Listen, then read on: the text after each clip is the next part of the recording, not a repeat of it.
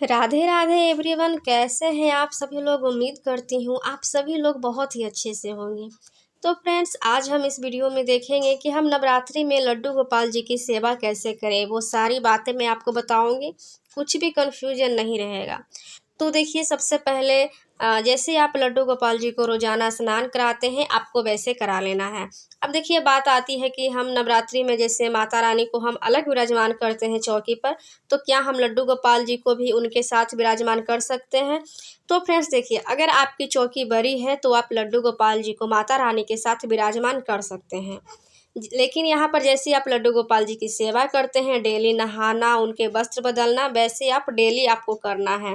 लेकिन हाँ, एक बात का ना आपको ध्यान रखना है। जैसे देखिए, हम माता रानी की जब चौकी लगाते हैं तो 9 दिनों तक वो चौकी लगी रहती है। तो जब आप लड्डू गोपाल जी को विराजमान करें वहाँ पर, तो चौकी थोड़ी सी भी हिलनी डुलनी नहीं चाहिए, क्योंकि हम लड्डू गोपाल जी की सेवा में 4 प्रहर का भोग लगाते हैं। कई लोग 2 प्रहर का लगाते हैं, तो आप 2 प्रहर का लगाएं या फिर 4 प्रहर का लगाएं। यहाँ पर मेन बात है कि चौकी नहीं हिलनी चाहिए, वो बिल्कुल स्थापित रहनी चाहिए। इस बात का आप जरूर ध्यान दीजिएगा। और नहीं तो आप जैसे आप डेली पूजा करते हैं लड्डू गोपाल जी की, वैसे आप डेली पूजा करें। तो फ्रेंड्स, मेरी तो चौकी छोटी रहती है, इसीलिए मैं लड्डू गोपाल जी को विराजमान नहीं करती हूँ उनके साथ। मैं जैसे डेली मंदिर में पूजा करती हूँ, मैं वैसे ही बिल्कुल करती हूँ। तो आप लोग देख लीजिएगा, अगर आपकी चौकी बड़ी है, वहाँ एडजस्ट हो जाते हैं, तो आप लड्डू गोपाल जी को वहाँ विराजमान कर सकते हैं। अब देखिए, बात आती है कि नवरात्रि में हम माता रानी के लिए 9 रंग के 9 कपड़े पहनकर पूजा करते हैं। तो देखिए, अगर आपको संभव है तो आप यहाँ पर लड्डू गोपाल जी के लिए 9 कलर के कपड़े ले सकते हैं, अगर आपके पास है तो। और अगर पॉसिबल हो तो आप खरीद भी सकते हैं, और अगर नहीं है तो कोई भी बात नहीं है। यहाँ पर आप नवरात्रि में विशेष करके लाल और पीले कलर के कपड़े लड्डू गोपाल जी को पहनाइएगा। यहाँ देखिए, मैं यहाँ पर लड्डू गोपाल जी को पीले कलर के वस्त्र पहना रही हूँ। और जैसे आप उनका श्रृंगार करते हैं, बिल्कुल बहुत ही बढ़िया तरीके से ना आपको श्रृंगार करना है। और हाँ फ्रेंड्स, यहाँ पर ये जो आप देख रहे हैं, ये जो मैंने कपड़े पहनाया है इनको, ये मैंने खुद सिला है।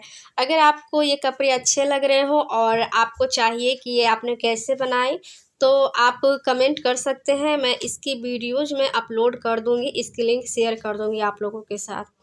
तो फ्रेंड्स, ये ड्रेस कैसी लग रही है आपको, कमेंट जरूर करिएगा। तो जैसे हम लड्डू गोपाल जी का रोज़ाना हम श्रृंगार करते हैं, वैसे उनका श्रृंगार कर देंगे। अब देखिए फ्रेंड्स, यहाँ पर बात आती है कि हम जैसे नवरात्रि है, तो नवरात्रि में हम लड्डू गोपाल जी को स्नान कराते हैं। तो पंचामृत से कराएं या फिर हम ऐसे ही साधारण जल से कराएं, गंगा जल से कराएं या फिर ऐसे ही। तो देखिए, अगर पंचामृत है तो आप नवरात्रि के फर्स्ट दिन पंचामृत से स्नान करा दीजिएगा। और अगर पंचामृत पॉसिबल ना हो पाए तो आप क्या करें कि सिर्फ दूध से और गंगा जल से स्नान करा दें। अगर दूध भी नहीं है, वो भी नहीं है, तो आप सिंपल गंगा जल तो सभी के घरों में अवेलेबल होती है, आप गंगा जल से स्नान करा दें। और जब हम लड्डू गोपाल जी की सेवा करते हैं तो एक बात का ध्यान देना होता है, जब हम इनको स्नान कराएं या फिर भोग लगाएं, तो तुलसी जी का बहुत ही महत्व होता है। आप किसी चीज़ से भी स्नान कराएं, पंचामृत से कराएं, जल से कराएं, उसमें तुलसी जी के पत्ते आप ज़रूर समर्पित करें। तुलसी जी के पत्ते डालकर ही आपको करना है। तो देखिए फ्रेंड्स, ये मेरे लड्डू गोपाल जी की बहुत ही अच्छे तरीके से मैंने इनका श्रृंगार कर दिया है, माला पहना दी है।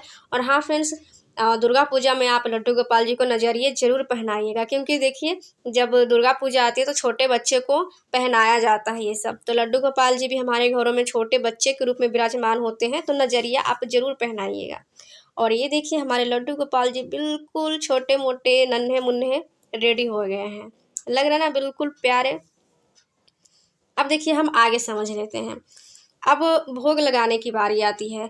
तो लड्डू गोपाल जी को हम जो भी भोग लगाते हैं, उसमें तुलसी दल आपको ज़रूर अर्पित करना है, तुलसी जी के पत्ते ज़रूर डालिएगा। अब देखिए, यहाँ अन्न का भोग लगाना है या नहीं। जैसे हम माता रानी को भोग लगाते हैं तो उसमें तुलसी जी के पत्ते नहीं डाले जाते हैं।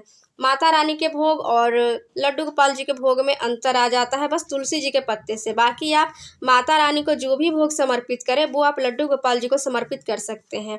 अगर आपने एक ही चौकी पर दोनों को विराजमान किया है तो दोनों को भोग एक ही साथ आप लगाएं।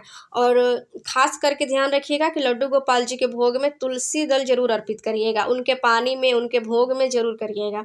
लेकिन माता रानी के भोग में बिल्कुल भी तुलसी जी का पत्ता नहीं डाला जाता है, तो इस बात का फ्रेंड्स आप जरूर ध्यान रखिएगा। और फिर जैसे आप लड्डू गोपाल जी की रोज़ सेवा करते हैं, उनको सुलाना, उनको उठाना बैठाना बिल्कुल आप वैसे करिएगा। और बाकी फ्रेंड्स मैंने सारी बातें आपको पहले ही बता दी है, तो आप देख ही सकते हैं। अब कुछ भी कन्फ्यूजन नहीं रहा होगा आपको। अगर कुछ भी अभी भी कन्फ्यूजन है ना तो आप कमेंट कर दीजिएगा, मैं उसका रिप्लाई ज़रूर करूँगी। और ये देखिए फ्रेंड्स मेरे लड्डू गोपाल जी कितने प्यारे लग रहे हैं। आपको कैसे लग रहे हैं मेरे लड्डू गोपाल जी ज़रूर से ज़रूर कमेंट करिएगा। तो फ्रेंड्स आज की वीडियो आपको कैसी लगी? अगर थोड़ी सी भी यूजफुल रही हो फ्रेंड्स तो ज़रूर से ज़रूर मेरे वीडियो को लाइक कर दीजिएगा। और मेरे चैनल को सब्सक्राइब नहीं किया है तो सब्सक्राइब भी कर लीजिएगा। मिलते हैं हम नेक्स्ट वीडियो में। जय श्री कृष्ण।